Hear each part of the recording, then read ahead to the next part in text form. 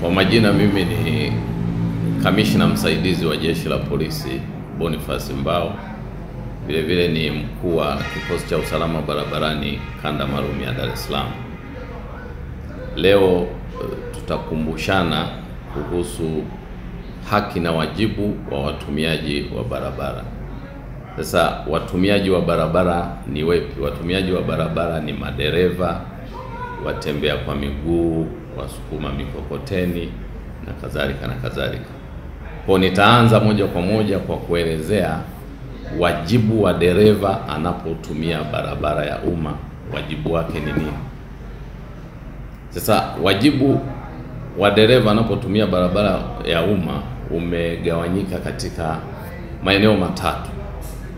Moja ni wajibu wa dereva yeye binafsi kama dereva, lakini wajibu wa dereva kwa chombo chake na wajibu wa dereva kwa watumiaji wengine wa barabara.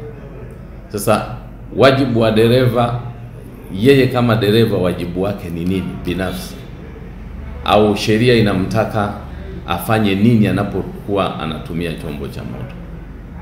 Kwa sheria ya usalama barabarani sura ya 168 kama ambavyo imekuwa ikifanywa marejeo mwaka 2002 imetoa wajibu kwa dereva. Wajibu wa kwanza inamtaka dereva anatakiwa kuwa na leseni iliyo hai, na hili ni takwa la kisheria. Kifungu namba 19 cha sheria ya usalama barabarani kinasisitiza kwamba dereva lazima awe na leseni hai ya kutumia chombo hicho cha moto, kwa maana ya kuendeshea gari, pikipiki.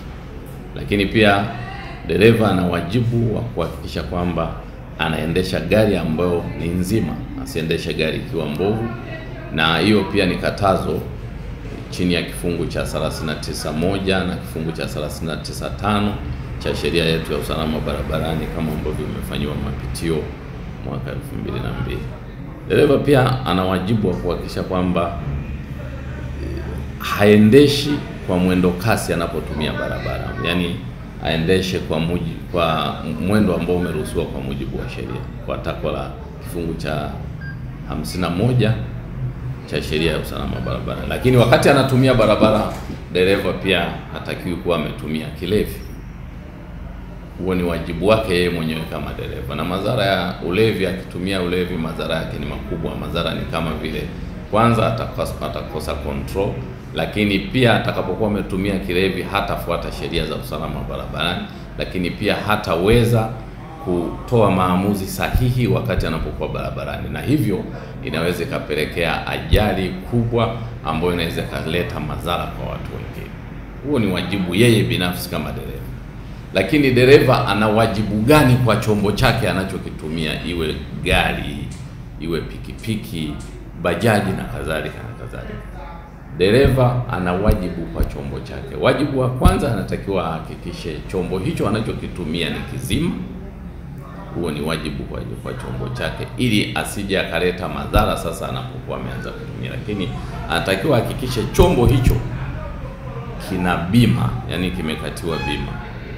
Sheria ya bima inamtaka dereva anapotumia chombo cha moto kiwe kimekatiwa bima, na faida za bima zinaeleweka. Faida hizo, kwanza, kiuchumi, bima inamrejesha mtu katika hali ya kawaida anapokuwa amepata ajali. Kwa mfano, amepata ajali na imesababisha uharibifu wa chombo, kwa kama alikuwa amekatia bima, ile bima ataenda kwenye shirika la bima kudai fidia baada ya kuwa amefuata taratibu zote katika Jeshi la Polisi. Then akipata fidia, maana yake atakuwa amerejeshewa katika hali ya kawaida ya kuliko ambavyo angekuwa hajakata bima, angeweza kuingia gharama zake yeye mwenyewe. Kwa hiyo natoa msisitizo au nawakumbusha madereva wote wanaotumia vyombo hivi vya moto kuhakikisha kwamba vyombo vyao vinakuwa vimekatiwa bima, ili atakapokuwa amepata sasa ajali kwa bahati mbaya aweze kupata fidia.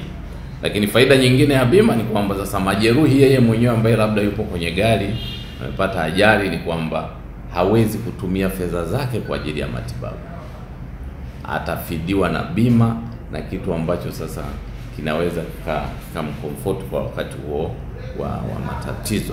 Kwa hiyo unapokuwa haujakatia bima chombo cha moto, maana yake endapo itapata ajali au hujakata bima, maana yake hauwezi kupata fidia, na matokeo yake sasa unaweza ukaathirika kiuchumi kwa sababu hautapata fidia yoyote. Lakini pia majeruhi, unaweza ukatumia gharama kubwa katika kujitibu, kinyume na ambavyo ungeweza kukatia bima.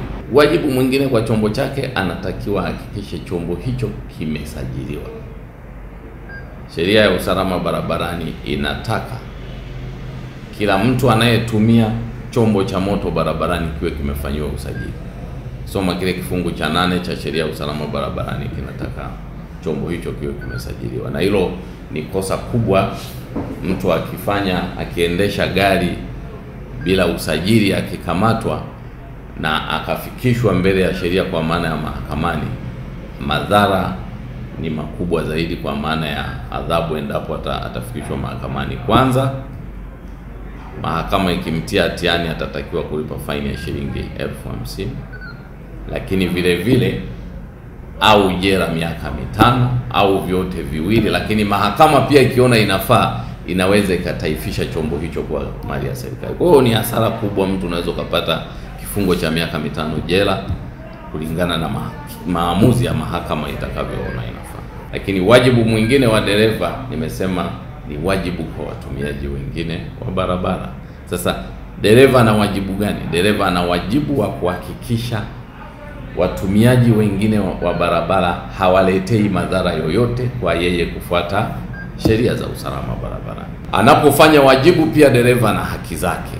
Ana haki za kulindwa na sheria endapo anafuata sheria. Kwa hiyo ana haki ya kulindwa na sheria za nchi.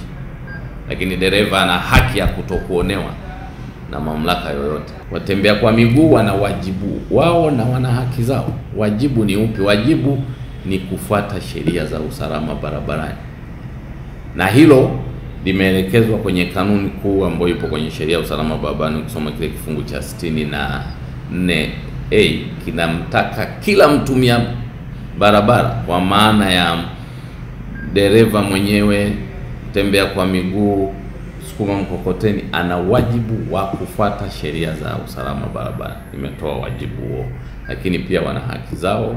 Wanatakiwa kuhakikisha kwamba hawapati madhara kwa kutumia barabara, kwa maana kwamba wakingwe na sheria pia.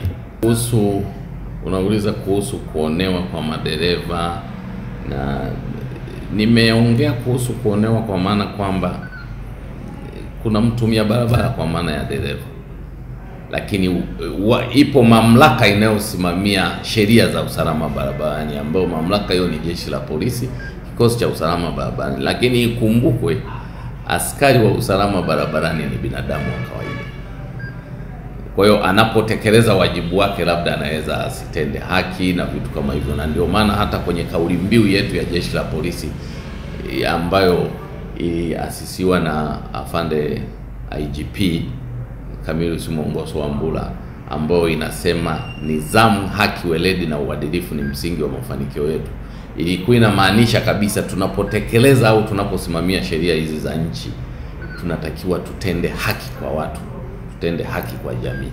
Kwa hiyo askari yoyote atakayekuwa na kiuka, hatendi haki, atakuwa anaenda kinyume na maadili mema. Sasa nimesema watendewe haki, maana yake kwamba askari anapokuwa anazisimamia hizi sheria za usalama barabarani, awe guided pia na kauli mbiu hii ya Jeshi la Polisi, ambao ni nidhamu, haki, weledi na uadilifu, kwa maana kwamba asimbambikizie mtu kesi, asije akasema mtu aliovertake wakati ya kuovertake. Nilikuwa na maana hiyo. Kwa hiyo kuna haki katika usimamizi huu wa sheria. Kwa hiyo niliona nifanye kukumbushana katika haki na wajibu wa watumia barabara. Asanteni kwa kunisikia.